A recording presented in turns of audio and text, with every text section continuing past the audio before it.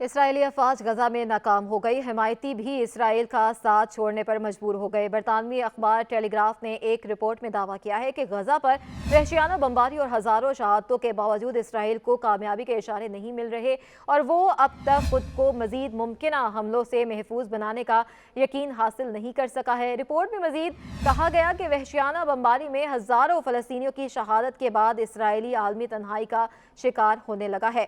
برطانیہ جیسا اتحادی بھی اب اسرائیل سے مستحکم جنگ بندی کا مطالبہ کرنے لگا ہے۔ برطانوی اخبار کا کہنا تھا کہ اسرائیل عالمی تنہائی کے باوجود صرف امریکی تعاون کے بلبوتے پر غزہ پر حملے جاری رکھے ہوئے ہیں، مگر غزہ کے انسانی بحران کے باعث اب امریکہ کا صبر بھی ختم ہو رہا ہے۔ رپورٹ میں بتایا گیا ہے کہ اسرائیل کے لیے غیر مشروط امریکی حمایت میں بھی کمی کے اشارے ملنے لگے ہیں اور امریکہ بھی اسرائیل سے غزہ پر انتہائی شدت والے حملوں کے خاتمے کا پلان مانگنے لگا ہے۔ رپورٹ کے مطابق امریکہ چاہتا ہے کہ اسرائیل صرف حماس کے ٹھکانوں پر ہی حملہ کرے، جبکہ 7 اکتوبر کے بعد اسرائیلی متحد ضرور ہوئے مگر اب اس اتحاد میں دراڑیں پڑتی نظر آ رہی ہیں۔ یرغمالیوں کے اہل خانہ خود کو نظر انداز کیے جانے پر غصے میں ہیں اور اسرائیل عالمی دباؤ کے باوجود جنگ بندی اس لیے نہیں کر پا رہا تاکہ اس کے پاس حماس کے خلاف دوسرا کوئی پلان ہی نہیں۔ رپورٹ میں کہا گیا ہے کہ اسرائیل اب تک نہیں بتا سکا کہ وہ کیسے اس تنظیم کو ختم کرے گا، جس کے سیاسی اور نظریاتی رابطے صرف غزہ تک محدود نہیں ہیں۔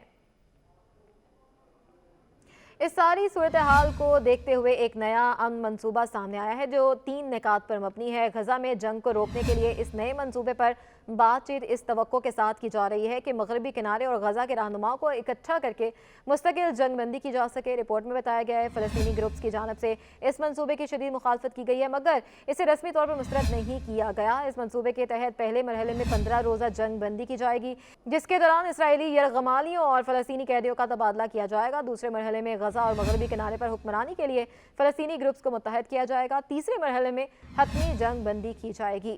غزہ پر وحشیانہ بمباری کے باوجود اپنے فوجیوں کی ہلاکت کے بعد اسرائیل غزہ سے 5 جنگی بریگیڈ واپس بلانے کو تیار ہو گیا۔ اسرائیل کی آرمی ریڈیو نے اطلاع دی ہے کہ 591 اور 14ویں ریزرو بریگیڈ کے علاوہ 3 تربیتی بریگیڈ صورتحال کے جائزے اور لڑائی کے مطابق پیچھے ہٹ جائے گی۔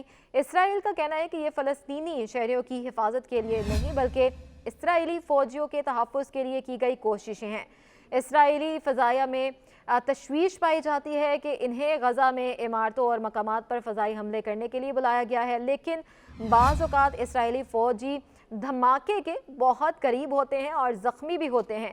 الجزیرہ کے مطابق اسرائیلی میڈیا کا کہنا ہے کہ کچھ پائلٹوں نے مشن کو اڑانے سے بھی انکار کر دیا ہے کیونکہ وہ اپنی افواج کو ہونے والے نقصان کے بارے میں فکر مند ہیں۔ حماس کا کہنا ہے کہ امریکہ غزہ میں اسرائیل کی جنگ میں شراکت دار ہے۔ امریکہ اسرائیلی فوج کو بمباری کے لیے اسلحہ بارود فراہم کر رہا ہے۔ حماس کا کہنا ہے کہ امریکہ غزہ میں بچوں شہریوں کے خلاف اسرائیلی جنگ میں شریک ہے اور غزہ کے لوگوں کو جبری بے دخلی سے اسرائیل کے ساتھ دے رہا ہے۔